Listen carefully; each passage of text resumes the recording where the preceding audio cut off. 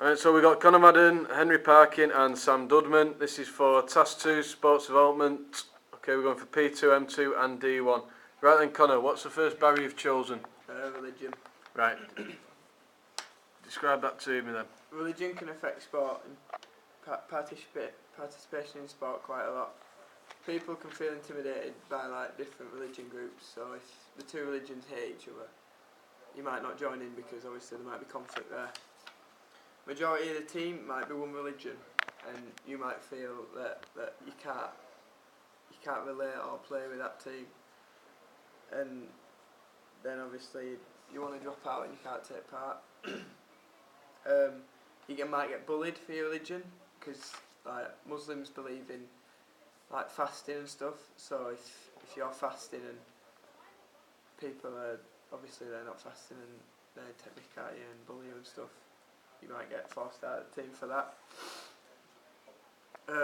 Clothes as well can come into it a lot because different like religions wear clothes. For Muslims especially, it's women who wear different sort of clothes, and in their religion they're not allowed to wear shorts in public.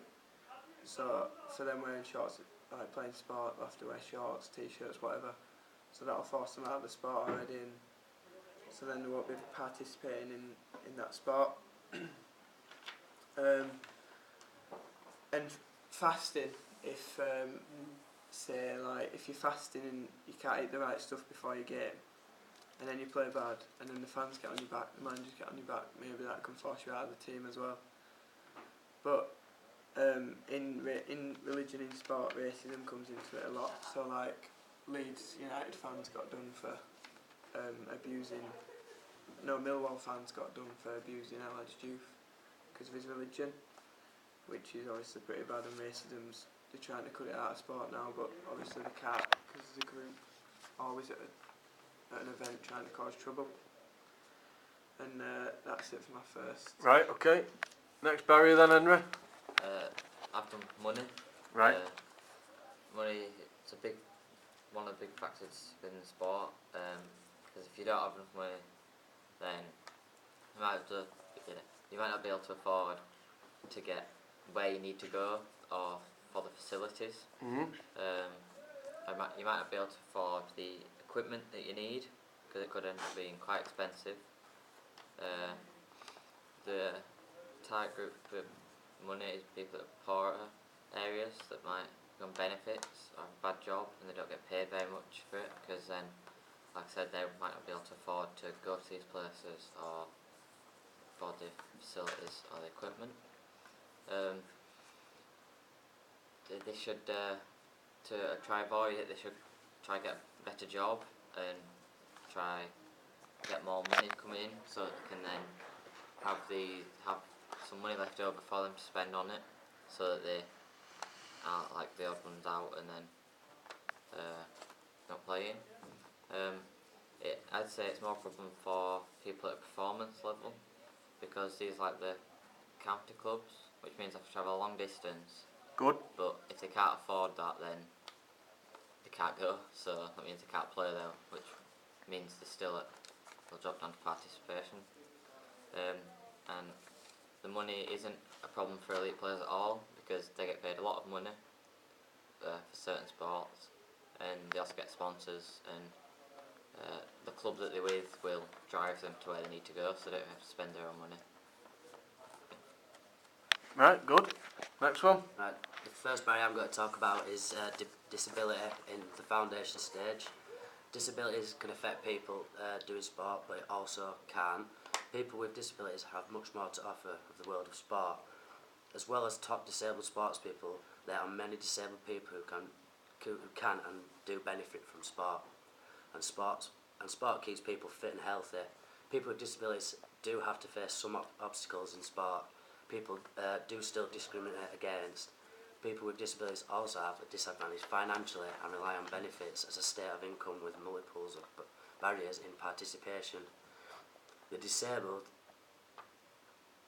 there's all sorts of mixture of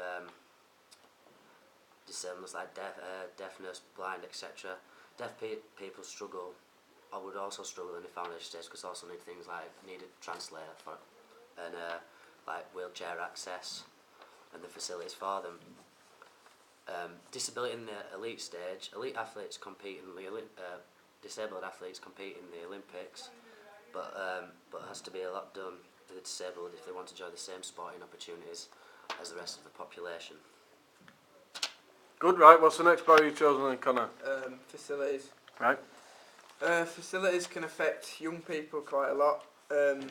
If they see a sport they like on TV and the closest thing, the closest like facility they get is miles and miles away and they can't get to it, that's going to affect them doing it.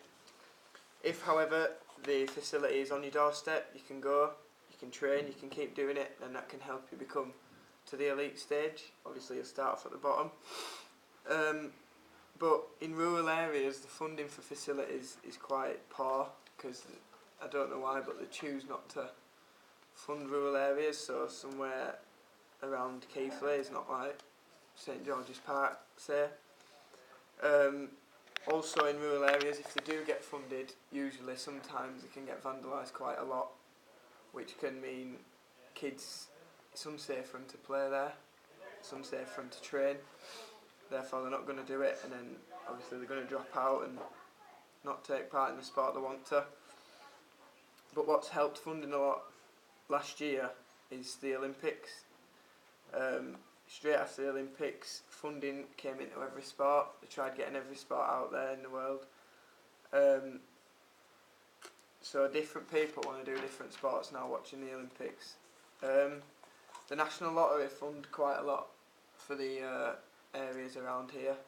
There's a funding group called Small Grants who uses lottery funding to make between 300 and 10 grand profit organisations. And adults can take part and benefit from these facilities as well. And it's funded over £23 million across 81 different sports since April 2009. And that's it for my facilities. Right, good. Second one I've done is age. Right.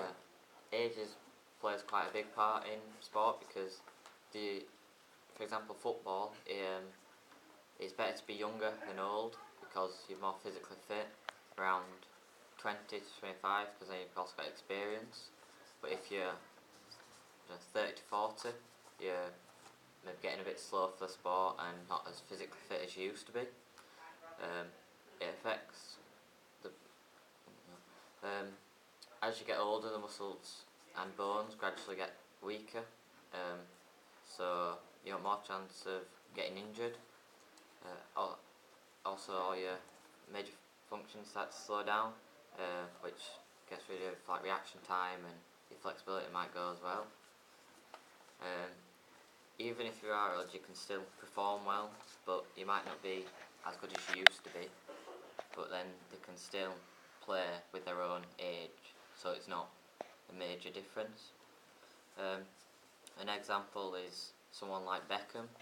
He's still an elite player, but he's not as good as he used to be because he has got older and now his skill and his fitness has started to go down a bit.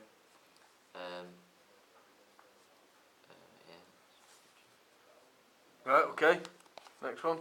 Right, the second barrier I'm going to talk about is gender.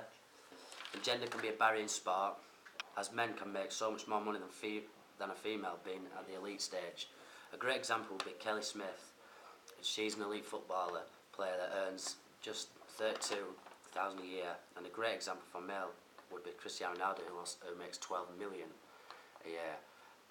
English female footballers only get around about 16. Average female footballer gets around about 16k a year.